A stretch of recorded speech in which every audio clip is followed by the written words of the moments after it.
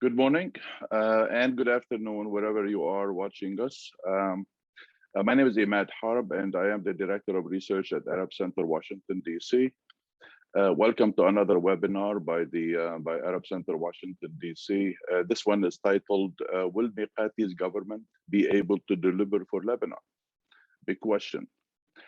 As you well know, Lebanon is suffering through serious political, economic, social, and security problems that threaten the very survival of the country and its institutions. A new government headed by Najib Miqati was installed and got the confidence of Parliament a couple of weeks ago, but it faces formidable difficulties trying to address current troubles and to prepare for what should be consequential local, parliamentary, and presidential elections next year. While the troubles are many, the available solutions are unfortunately few and are threatened by delays of all kinds, including obstacles erected by politicians and their political factions, bureaucratic inertia, corruption, and lack of elite agreement, except on, obviously, what serves their individual interests. Today, we have a very capable group of experts on Lebanon, on its issues and troubles, and they will speak in the order in which I will introduce them. Patricia Karam is the Regional Director of the Middle East and North Africa at the International Republican Institute. Halim Shebaya is the Executive Director of the Arab Association of Constitutional Law. And Randa is the Director of the Conflict Resolution and Track 2 Dialogues at the Middle East Institute. Each will speak for about 10 to 12 minutes, after which we will entertain some questions from the audience. Please submit your questions via the Q&A feature on your Zoom page, or by sending them to events@arabcenterdc.org, events@arabcenterdc.org. I will get them and I will pose them to the panelists as we go. Thank you very much for joining us today. And without further ado, Patricia, the floor is yours. Thank you, Imad, and thanks to the Arab Center for inviting me to be part of this panel. First, I was asked to talk a little bit about the socioeconomic reality on the ground. And first, a reality check, and I'm sure that Halim, who's currently in Lebanon, is familiar with all of that and may sort of delve into this a little bit deeper. But the social, economic, and political collapse that Lebanon is headed towards is really manifest in pervasive economic deterioration. And this includes everything from severe currency devaluation, inflation and unemployment, to worsening social services and basic necessity shortages like food, fuel, medicines, middle class attrition and destitution of the population, plus a disintegration of state structures, which I hope my fellow panelists will discuss in more detail. First, the Lebanese pound trades now between 15,000 and 20,000 pounds to the dollar on the black market, depending on the outlook of the day. Food prices have shot up by 550% since August 2020. And basic essentials, medicine, bread, fuel are in short supply. Drivers are lining up for hours outside gas stations in terrible heat, causing traffic jams that stretch for miles until the stations run out of fuel. The country has long endured electricity shortages, and now the state electricity is provides on average 1 to 3 hours a day. A legacy that has failed, of state failure that has failed to ensure basic services, but also has been compounded by the economic situation. Now, of course, residents, we were talking before in the chat, residents rely on privately owned diesel power generators to cover the gaps, but with the rising cost of fuel, this has even become a luxury that many cannot afford. And even so, at times unavailable with fuel shortages. The second point in this regard that I wanted to make in terms of a reality check, the banks are insolvent, education has suffered a blow with the departure of teachers, and healthcare has deteriorated with an exodus of nurses and doctors. And all this is happening while COVID cases are rising and even food poisoning is recurring because of poor refrigeration. Third, the depression has really pushed poor Lebanese even deeper into poverty, and the middle class has effectively collapsed.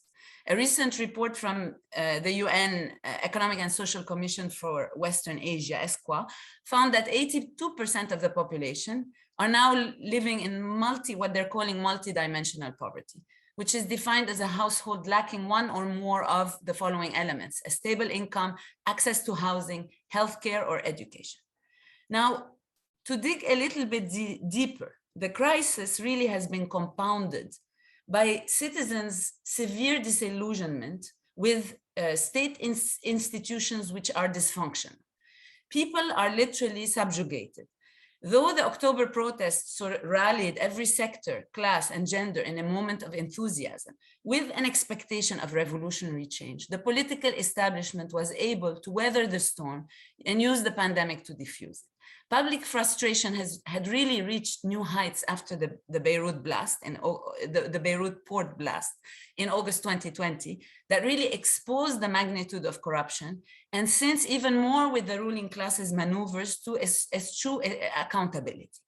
But the outrage is now compounded with, and perhaps giving into, a feeling of helplessness, especially in the face of the political class petty rivalries, which you pointed out, which left Lebanon without a functioning government for 13 months at a time of utter distress, and which even has led to the suspension of the investigation into the Beirut blast. So, all that to say that the symbiosis, in my view, between a kleptocratic political class that has really depleted Lebanon's economic viability, and also Iranian superintendence in this formula, has translated into an establishment that really adapts insidiously to evolving circumstances. So here, the manzoumeh, as we refer to it, has entrenched really its supremacy and control. And the new government, in my view, is a case in point, because it is more of the same. And I'm being provocative here. The government's primary aim is to boost the standing of really Lebanon's political apparatus that was heavily damaged in the wake of the October uprising and the port explosion, in part by doping an impoverished Lebanese population by releasing withheld international monetary aid until parliamentary elections take place next May. As we know, Lebanon has sought aid from the IMF, the US, France, and others, but promises of assistance have all been contingent on the formation of a government and implementation of measures that are aimed at increasing transparency, where systemic corruption is a problem. After the Miqati government was formed, now the IMF has agreed to grant Lebanon some $1+ billion, which will alleviate the central bank's shortage of foreign exchange reserves. So the Miqati government will implement small-scale cosmetic reforms and patchwork solutions to secure votes for Lebanon's traditional sectarian parties and stifle any political opposition.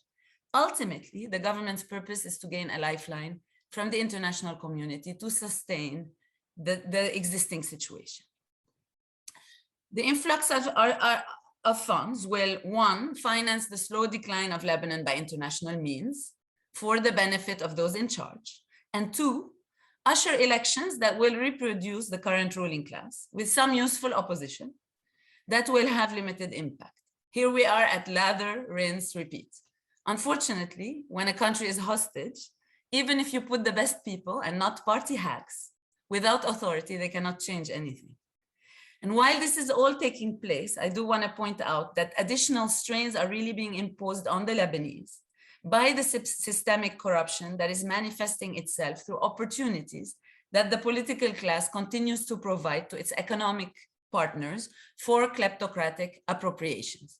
And here some examples are things like the illicit storage of fuel in the Bekaa, South and North Lebanon by political parties and their affiliates for smuggling, the continued smuggling of subsidized fuel, making it unavailable to local consumers, and perhaps most egregiously, the resale of retail quantities of fuel by individual black marketers who hunt for available gas stations, stand in line for hours, collect fuel at subsidized rate, and resell it with considerable markup.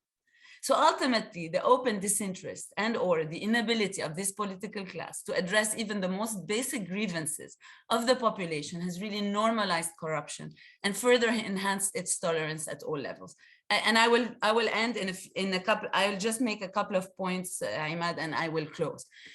The priorities, in my opinion, as a result, for any well-meaning actor in Lebanon in the coming phase have to be to document the collapse and the corruption behind it, to support the victims of the collapse, and to chart a course out of the collapse towards credible reform and sustainability, and to seek accountability through restitution, compensation, and punitive action towards those who have contributed to the collapse.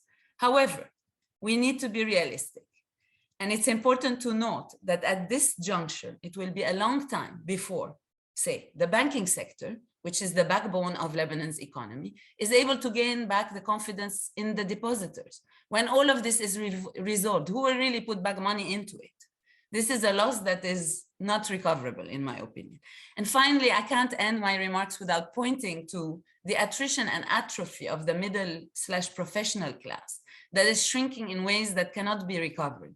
And this will be a major change. After stabilization, this class will be gone, and the class that will emerge will not have the expertise to safeguard Lebanon. So I'll leave it at that, Imad, and turn it over to my colleagues. Thank you, Patricia. I'll just tell you, you still can go for 3 more minutes if you'd like to cover something else, but we can wait till the question and answer period. We can cover a lot of things in the Okay, Q&A. right, okay. Halim, thank you very much. Halim will tell us about what the political situation is like today. Thank you, Imad, and thank you for the Arab Center. A pleasure to be on this panel with Patricia and Randa. I think part of what I'll address and what Imad asked me also to answer in terms of what are the prospects of success for this government. And I think Patricia gave a good starting point to it in terms of understanding what the current situation in Lebanon is. So I'll give a couple of general comments and thoughts, and I look forward also to the discussion and the Q&A at the end. In my view, when currently what we're witnessing in Lebanon and what we have witnessed in the last 2 years, and what arguably the October 2019 uprising could be summarized by, was that a demand for a new system, a new way of governing, a new way of dealing with public affairs, with public funds, with a government, having an independent judiciary, having a country that respects the rule of law, etc., and etc. So having said that, looking at this government, I think it also would be a mistake to treat this government in isolation, as in what will this government do as opposed to what did the previous government do and the previous government, etc. Having said that, of course, it's good to remark that it is indeed different from the government of Hassan Diab, in the sense that Hassan Diab's government was mostly a government from one side of the political divide, whereas this government seems to have more of a cover from various political factions in Lebanon, including regional and international potential blessing, and I'll leave that aspect to Randa to discuss. So saying that, my point is really simple and not very also bright in that sense, and maybe agreeing with Patricia in terms of the general conclusion, is that when you have a regime or an establishment or a system, whichever word you want to use for it, I use the three almost interchangeably, where its fundamentals need to be changed. Why is its fundamentals need to be changed? Because it is built on impunity and it's built on all the wrong things. I'm not going to go into detail. I think everybody who's familiar with Lebanon have read and understand what the situation is. But once the fundamentals need to change, it's important to realize that this government is coming from the very same regime of the post-war era and the post-2005 era. And it is no surprise that it got an 85% confidence vote, 85 out of 100, if I'm not mistaken. Most political parties accepted it. So it is a government formed by the establishment. And in my view, it will govern for the establishment. And here I'll agree in part also with what Patricia said, in that the short-term goal or the short-term milestone that this government and Prime Minister Miqati has his eyes, and all the establishment have their eyes on, is the elections. Whereas previously, if you had asked me 3 or 4 months ago, I was of the view that elections were not going to take place, given what the practice of this establishment was. To remind the listeners, in case somebody's not familiar, the Parliament of 2009 renewed their term for 5 additional years. They gave themselves a bonus. They were elected for 4. They remained in Parliament for 9. So we didn't have a parliamentary election from 2009 until 2018. So there was a lot of talk, and a lot of people still believe that there's a risk for the actual Parliament elections to take place. But what from yesterday's interview of Prime Minister Miqati with Albert Costagna on LBC, he actually even said, gave us a scoop that they are looking at holding the elections earlier, rather than on May 8th, having it on March 27th. So that's in 6 months. And it makes a lot of sense on some level. And in terms of, with the money that Patricia mentioned coming from the IMF, the 1.139 million, if I'm not mistaken, billion, coming from the IMF, these are unconditional money. Adding to it some potential money that might come if some cosmetic reforms are put into place through that donor conference or international conference that President Macron promised to do if they behaved, so to speak, or if they did 1 or 2 or 3 good things. It makes sense that actually they want the elections in 6 months, because they're thinking how long will this money last us? And for what reason? To go back to the initial tragic scenario that Patricia mentioned about Lebanon, especially with the July and August months, where really Lebanese were really saying this is hell. The Lebanese president last year said, if we don't form a government, we're going to hell. And it became a commonly used word in Lebanon. You're sitting in the August humidity, without electricity, without air conditioning. It was, anybody who knows Beirut and the humidity is there, and most areas in Lebanon will know how hard it was to operate. So putting that as a background, this government will most likely be able to make small improvements to what life was like in Lebanon in July and in August. And as the central bank governor, Riyad Saleh, famously said at the beginning of the crisis, "Bukra bitawadu," eventually they will get used to it. Unfortunately, this is what the political regime is banking on, that the people have gotten used to insufferable conditions, especially in July and August, with lines of humiliations at the petrol stations, people unable to find medicine, such that, if I think Patricia mentioned that we get electricity du Liban between 1 to 3 hours, maybe 4 hours at best. So, I mean, I hate to confess, but I'm at a point where I'm living in Lebanon, and if I get 8 hours of electricity from the government, I'm not going to claim that I'm still going to have these big ideals and say, you know, I will be happy because it's better. This week was a better week, better between quotations, given that there were less, the lines at the petrol stations were less. I think this is what the government is betting on.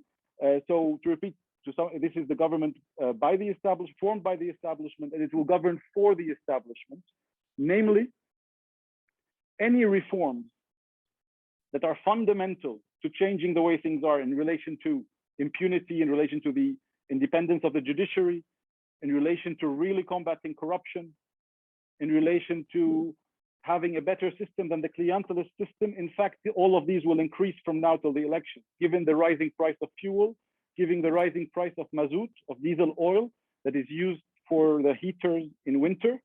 We will see a time where clientelism is going to be the name of the game going forward. Thus, in answer to the question about what are the prospects of success for the government, I think it depends how we measure success. If we were talking in October 2019, we would say absolutely not. They have no chance to meet the aspirations of the people or of the public. But given that we are in September 2021, and after the horrible 13 months, and especially the last 2 months, they might get a little bit of success. And they will remember this is an establishment that will be ruthless in the next 6 months to try to reproduce itself, especially the parties that have a lot of question marks whether they will be able to maintain their public support. And I'm thinking especially of the the president's Free Patriotic Movement and Hariri's Future Movement, where a lot of eyes are going to be next elections if they will maintain the public support. And a lot of analysts, including myself, think that it's likely that they will lose. They will lose quite a bit. And so the last point I'll mention here, I don't know how much time I still have, Imad. Do I still have a bit of time? 4 minutes. Okay. So two last points, especially at a time of absence of trust. And when we're talking about the success of a government, just like in the last 2 years, the way in which the situation was governed, the question begs itself in the sense that, do we have any reason to believe that Prime Minister Miqati, who is from the establishment, is going to govern differently than his predecessors? That's the main question. I don't know. In yesterday's interview, obviously, as any incoming prime minister, he said he will have an iron fist when it comes to combating corruption and all of these things. So we've heard that before.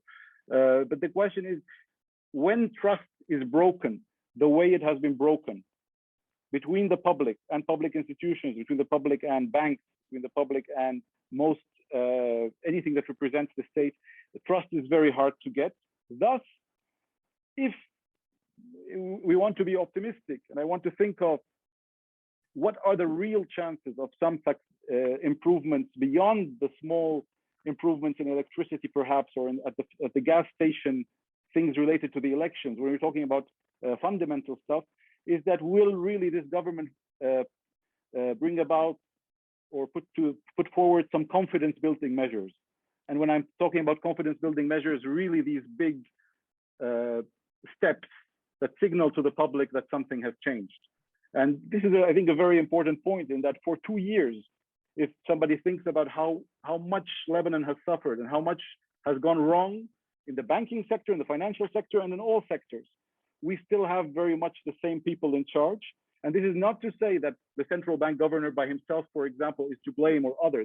I'm not going into that discussion about the blame, but there needs to be confidence building measures that start with changes in people who are in the top, in the senior leadership, starting from the central bank governor. Of course, we would have hoped starting from the president and the prime minister and the speaker, but given that we'll see who people vote for next summer, there really needs to be a change in the central bank and the banking sector, hoping for at least some improvement for the economy. That, unfortunately, and I'll end here, remain unlikely given what we've used to see from this regime. And one final point that I also remembered is that we have the Beirut port explosion and the investigation around it. And one very important thing that the public has their eyes on is the current investigative judge, and a lot of attempts to remove him from the case, and public attempts to remove him from the case. And this, I know this is not the issue. Miqati will say this is a judicial issue and I don't have anything to do with it. But I view, as I started this intervention, this government is part and parcel of the establishment. And currently the establishment also is trying to get rid of Judge Bitar. If they really want to show the public that they are serious, I think they should give some also confidence building measures when it comes to the Beirut port explosion, to kind of put an end to the culture of impunity that has ruined Lebanon since the end of the civil war. Thank you very much. Thank you, Halim. Appreciate it. Very dire political situation indeed. Well, considering that the political and the economic situations both are not going to find probably any domestic kind of resolution, we turn to Randa Slim. Maybe Randa can propose some stuff that maybe the international community or the United States may be able to do. Is there anything that the international community and the United States can still do to help Lebanon resolve its crisis? Thank you, Imad, and the Arab Center for the invitation. And it's really a pleasure to share this virtual podium with you, Imad, Patricia, and Halim. My take on the brief that you asked me to cover is to basically go quickly through where do principal traditional external players in Lebanon stand in terms of what they can do for Lebanon and their priorities, and then move into a secondary set of players which have a role to play, of course, and particularly Iran, but also some new ones that are positioning themselves to play a more of a role in Lebanon, and I mean by Russia. And so I will start by talking about where France, the United States, Saudi Arabia stand in terms of Lebanon and what are their interests, what are their plans, and then move into how Iran is approaching the situation in Lebanon, Qatar, and then end with Russia.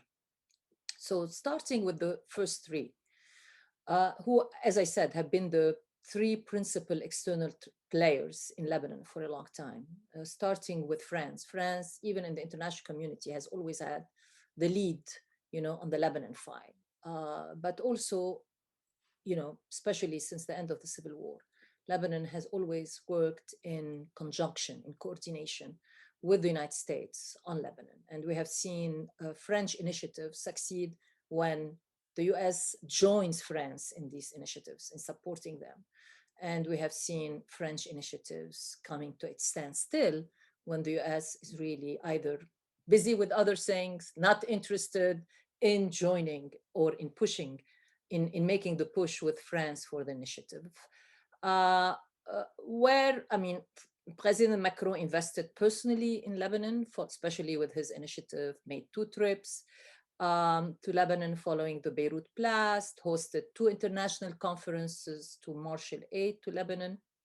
We have seen his initiative coming to a stall until recently, when we see the formation of the Miqati cabinet. Mr. Miqati recently went to Paris, and in a way, Macron took the credit for the formation of the cabinet. There has been some background push by the French on a number of Lebanese parties to come together around the formation of the Miqati cabinet. I think as France enters its presidential elections cycle, I think France might become a little bit more focused, and particularly Mr. Macron, on the domestic things, and hence the importance of the US working with the French system in terms of doing the heavy lifting going forward. Now, both France and the US share an interest in preventing total state failure in Lebanon. A full collapse could take decades to repair. Also, a full collapse would likely lead to a resurgence of ISIS and Al-Qaeda, a stream of Lebanese Syrian refugees heading to Europe, and a further expansion of Hezbollah and Iran's sway in the country. Until now, they have been consistent in pushing for the formation of the government, although I think there has been some differences between the US and France about what kind of government should be pushed for and is acceptable. And I think eventually with the Biden administration, I think the US came around to the French position of a practical position of let's form a government with some technocratic figures, but really a government, as Halim said, that is made by the establishment and that's going to be governing for the interest of the establishment. So the demands of the protest movement of an independent, impartial government made up of technocratic figures, not affiliated with the political parties, has been basically put aside for the practical purpose of just getting a government in place. They have also been pushing for holding elections on time. This has become more of a US demand recently and more of a US congressional demand recently. So you're going to see more of a push. And so they're going to look at Miqati's promise of earlier elections, as Halim has said, based on the interview yesterday, especially if they are held on time,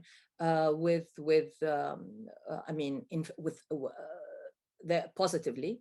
And also there will be a push, again, building on what Miqati said, of having strong monitoring of the election with the involvement of outside monitors, IRI, maybe NDI, wherever, European, Arab, but I think there will be a push by the US for a strict monitoring of the election and the role of international observers. And Miqati yesterday basically said we are open to any observer coming for the elections.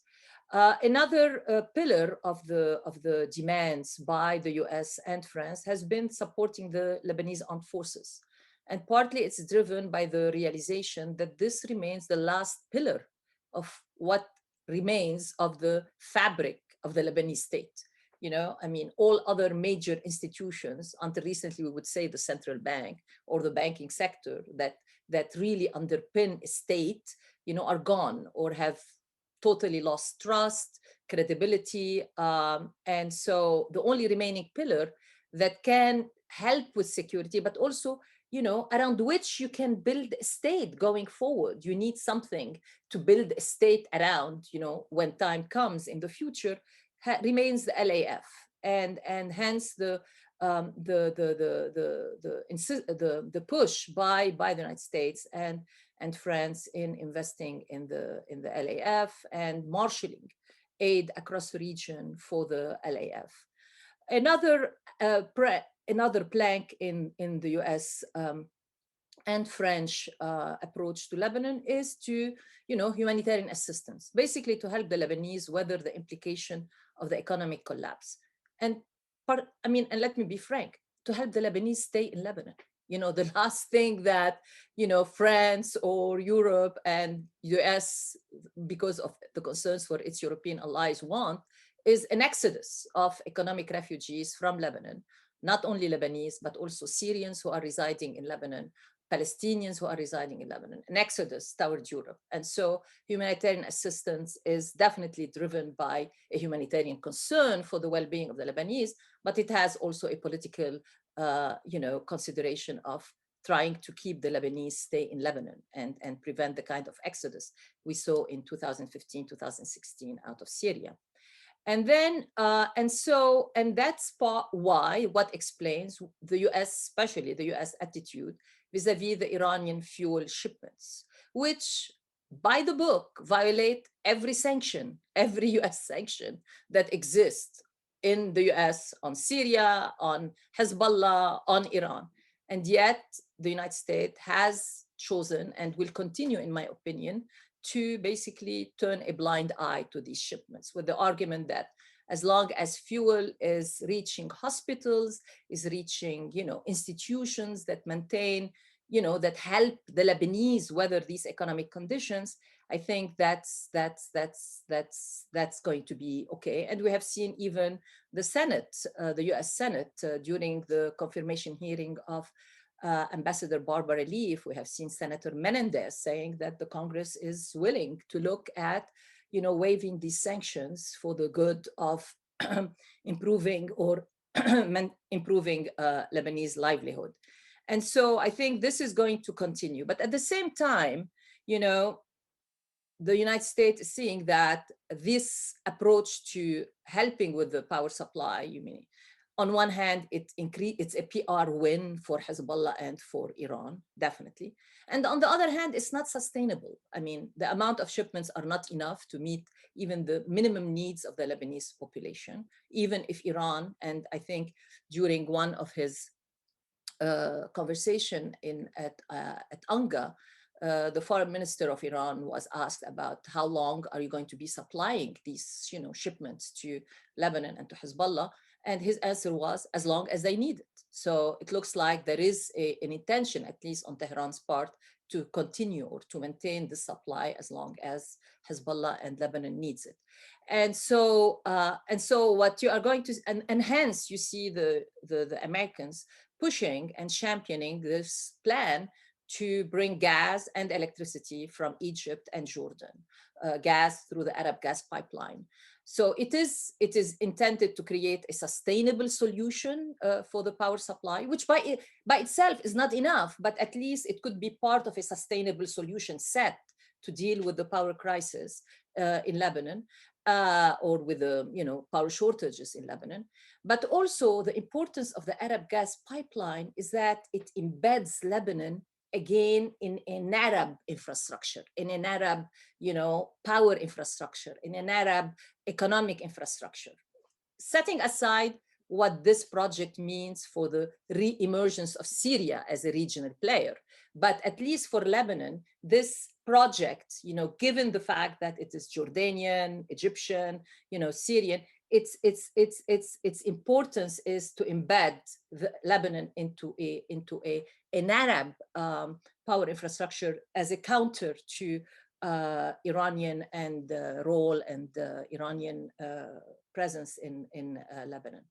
And going forward, the US, France, and pretty much everybody in the international community, including Qatar, which is seen as more sympathetic to Lebanon than, for example, Saudi Arabia, or more willing to help Lebanon than sympathetic than Saudi Arabia right now. Basically, they said any future aid is going to be contingent on the Lebanese, on one, the formation of a Lebanese government, but two, on this Lebanese government undertaking serious reforms. And I think what Halim said in terms of the early elections makes sense, because I don't think the government can enact legislation that can put these serious reforms in place now, before the elections. I think what they're going to do, as Miqati said yesterday in his interview, is make proposals, or put these proposals on the table, propose legislation, have the elections, and then after the election, then these laws or these, the legislation could be taken up by the parliament and passed, because these are going to be, whatever reforms are going to be enacted are going to be tough reforms, not only on the Lebanese, but also on the establishment itself. And so the question one, Miqati thinks that the establishment will be willing to undertake these reforms because the political cost of these reforms, public-wise, are going to be less once elections are held and these people are in parliament. I don't know, because, these reforms are going to underpin to undermine, upend, or partially upend the political economy that underpins this political system, underpins the establishment. And so the question of the establishment fighting tooth and nail to maintain its hold on power, part of it is to maintain this political economy that whatever reforms, serious reforms are going to undertake are going to upend. And that's why I'm less optimistic about serious reforms after the election, despite what Miqati said yesterday, especially if it is the establishment going to be basically not voting itself out, but voting its interest out. And that's very hard to see. Now, in terms of, let me quickly go through to Saudi Arabia. I think we can basically make the argument safely today that the joint French-American initiative to get Saudi Arabia to re-engage in Lebanon, especially to help to pitch in more support for the LAF, which we have seen, the joint trip by the French ambassador and the US ambassador from Lebanon to Saudi Arabia, the meeting between Mr. Blinken, Le Drian, and Prince Faisal bin Farhan. I think this initiative has failed. I think Saudi Arabia has made it clear by now that their problem in Lebanon lies in the status quo, and any initiative any initiative that tends to maintain or give a lifeline to the status quo is not going to be supported by the Saudi officials. And so whatever assistance the Saudis are going to bring to the table in the future is not going to be only contingent on reforms, which other members of the international communities will accept as a criterion for engaging with Lebanon. But I think what the Saudis will also they expect even, basically initiative that can, present a series of proposals to overhaul the political status quo. I think this is a very tough benchmark to meet. I don't see that's going to be possible in the short, medium, long term. And that's why counting on Saudi Arabia as we used to, as a traditional player, political and economic player in Lebanon, I think we need to start, changing that perspective. And I don't see that changing. And another obstacle to Saudi re-engaging in Lebanon, in addition to the fact that the status quo, which they see as, you know, controlled, ruled by Hezbollah, by Iran, is not accepted to them. The other is that they don't have, basically, to put it in a way, a horse to bet on. You know, I mean, in the past they had Rafiq Hariri to bet on. Their engagement in Lebanon was through Rafiq Hariri. Right now they don't have this, and that's going to be difficult. You know, and I don't see who can play that role going forward that has the trust of the Saudis. I would have liked to talk more about Russia, which is going to be a very interesting player in the future in Lebanon, but I can leave it to the question and answer session. I'll stop here. Thank you.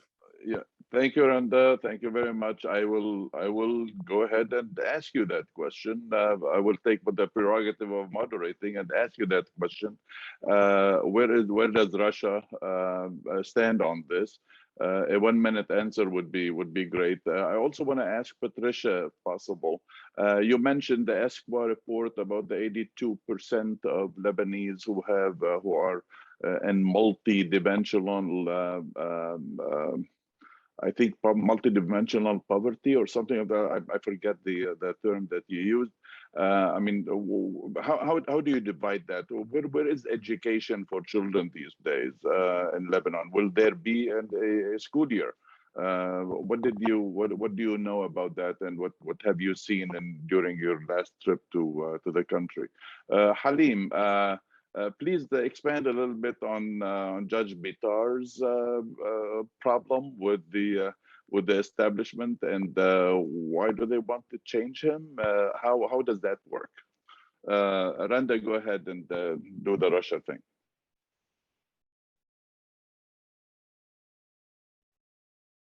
You're muted again. Okay, sorry. Quickly, I think from Russia's perspective, Syria and Lebanon are interrelated in security and economics.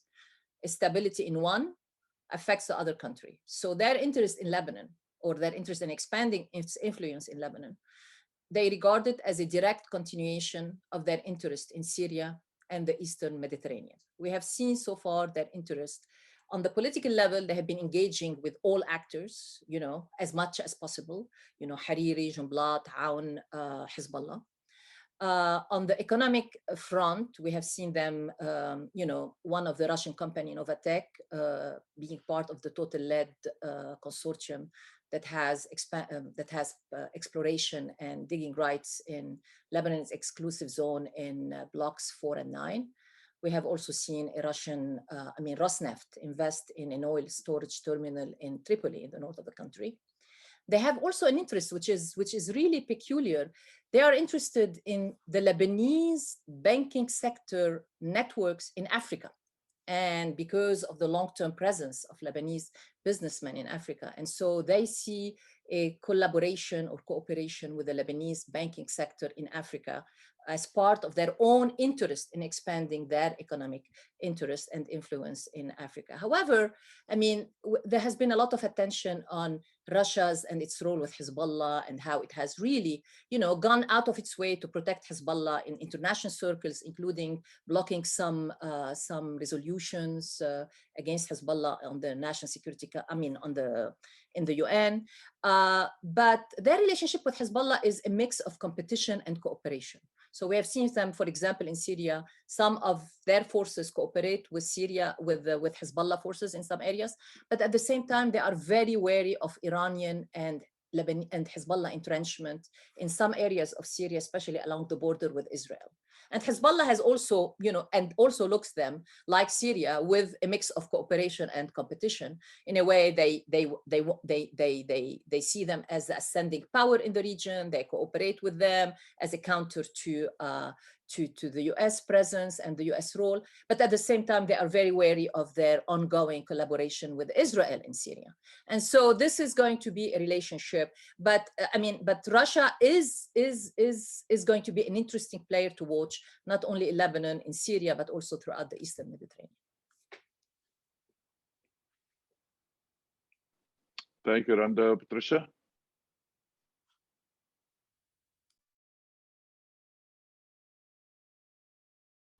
You're muted. Sorry, yeah, it's my constant struggle with the mute button. Just to say, I mean, on this very subject, really that it will come as no surprise to any of us on this panel that the crisis in Lebanon is really turning into an educational catastrophe for children. And with the additional sort of risk and reality of educators leaving, children, especially vulnerable children, are really facing the risk of never returning to school. And already, I mean, there was data already since pre-pandemic, some 1 million or so children in Lebanon had already been out of school. And during the pandemic had really not received much more than around 10 weeks of education. And these numbers are also, or these stats were also lower among Syrian and Palestinian children. And so,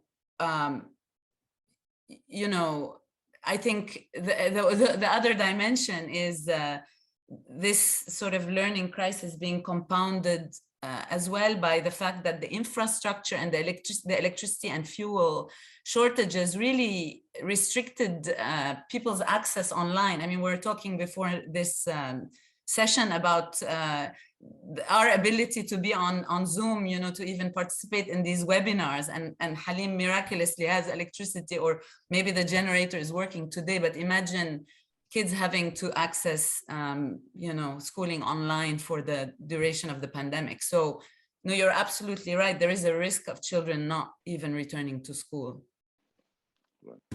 at all. So, Halim?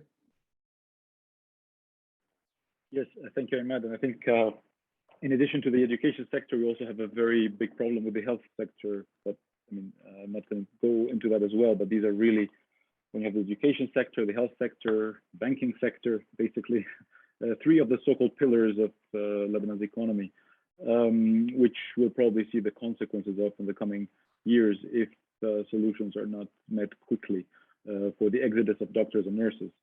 To your question, Imad, about Judge Bitar, so I mentioned it in passing. Basically, Judge, and again, when I think I'm speaking about myself, when in terms of Judge Bitar's handling of the investigation, I don't know him personally, to be honest. I don't know anything about him. All I know is that he's apparently, from what we have seen, he has been dealing with the investigation in a good way, earning the trust, and which is the most important thing in my perspective, of the families of the victims, who have trusted the way in which he has been dealing with the affair. Now, just like his predecessor, Fadi Sawan, who was removed from the case earlier this year, when two of the former ministers whom he had called in for questioning filed a lawsuit against him, citing, I think, al-irtiyab al-mashrou', legitimate suspicion. And I think, if my memory doesn't fail me, the judgment then that removed him, they accused him that because his house was damaged due to the Beirut explosion, he would be unable to rule impartially as a judge should. So I don't. There's no need to comment on it. I don't think there's a need to even comment on the judgment. Its ridiculousness is, you know, can you imagine that nobody who has potentially been affected, either him or herself or via their families or loved ones, can rule objectively.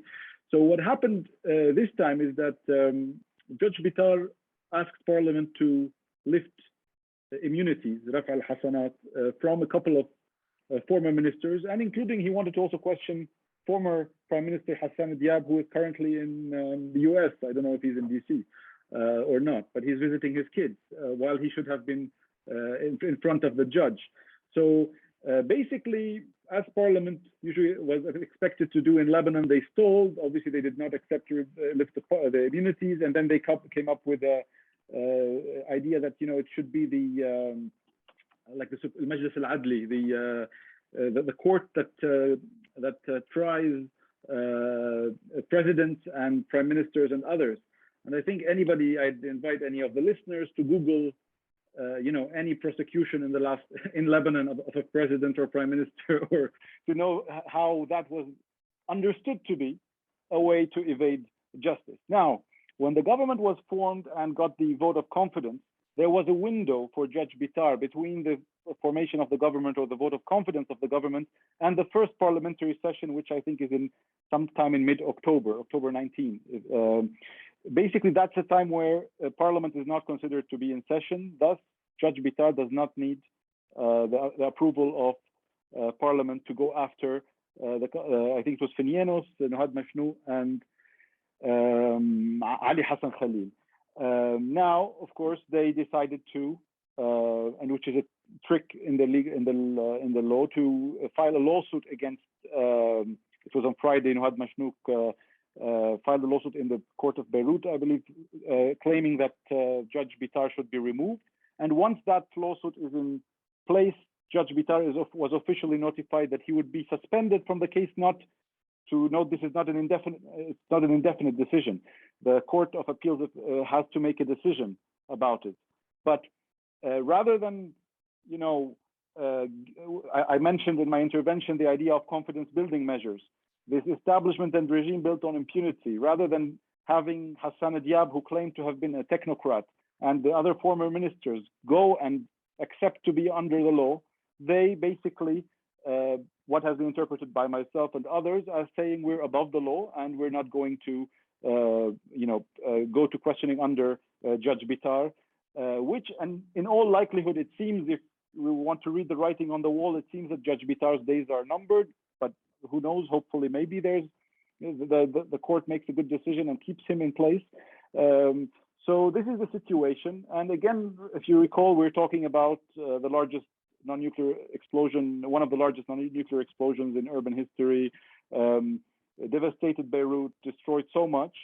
And these ministers, former prime minister now, and everybody are coming together. And I think this is a key issue here, that it's not just one or two or three people, and not even just Hezbollah who are trying to target the investigation. I think it's in the interest of the entire establishment to keep any investigative judge who is handling the file, to say it bluntly, away from them.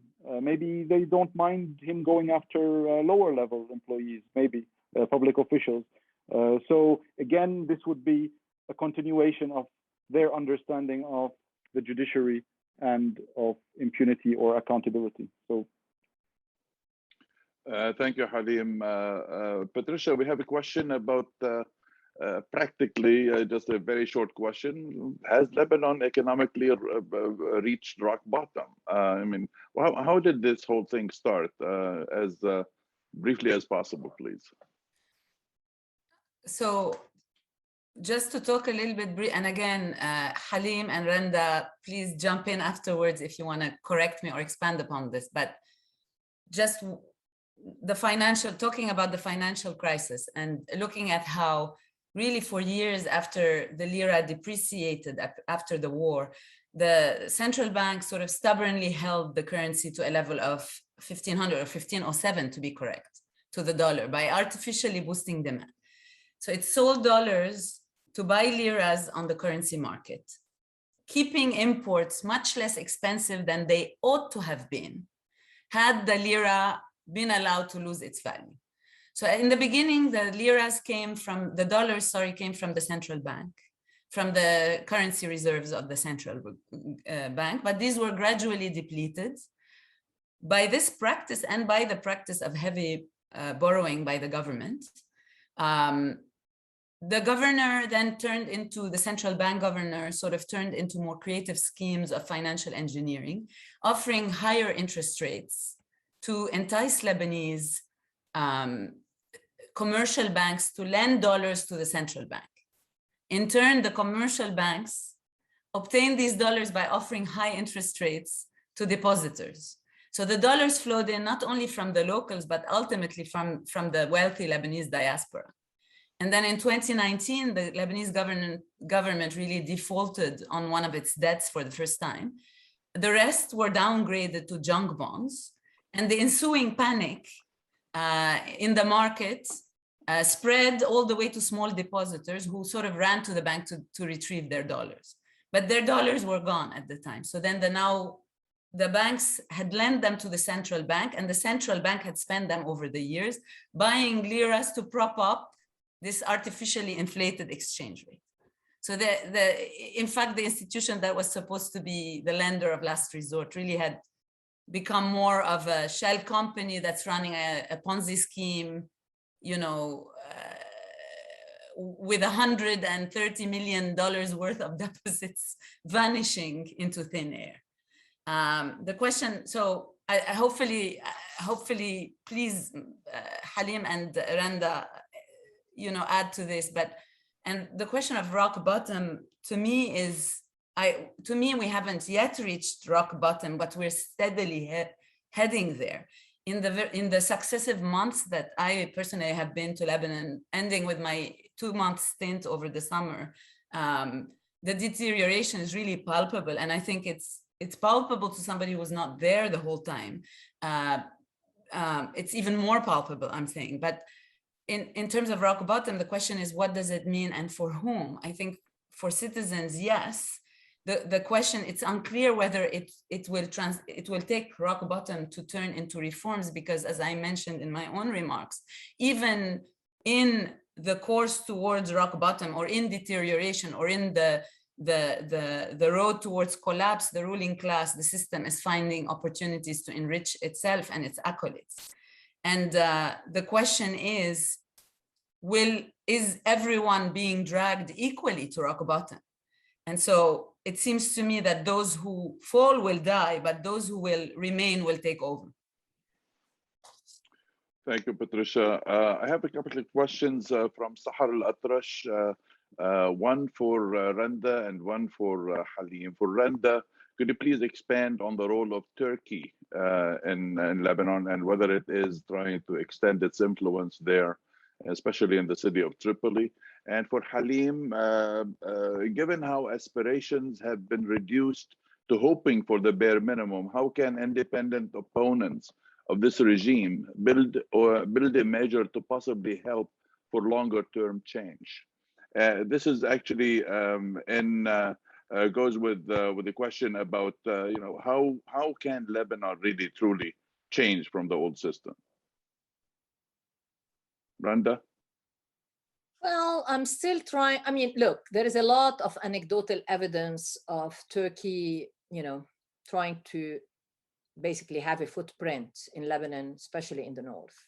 We have seen Turkey, you know, offer its services to help with the victims of those who were injured in the blast in Akkar, you know, and many of the soldiers who were mostly the victims were flown to Turkey for treatment. Some of them died there.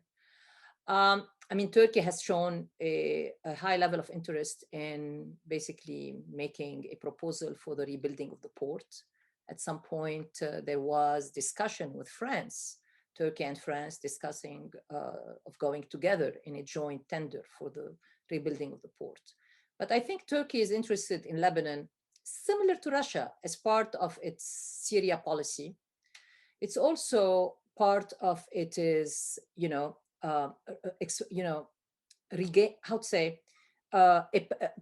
involvement or in the region, especially in the Eastern Mediterranean, also as part of the competition over the Eastern Mediterranean between Turkey and Cyprus and Greece. Until recently, part of the struggle that Turkey has had with some of the Arab countries, Saudi Arabia, UAE. I think it's much less so. I think it's mostly as an extension of its Syria policy, as an extension of the Eastern Mediterranean role that Turkey wants to play and carve for itself. And also as part of it is, especially Erdogan's ambitions of projecting himself as the defender of the Sunnis, you know, in countering the Iranian role in the Levant.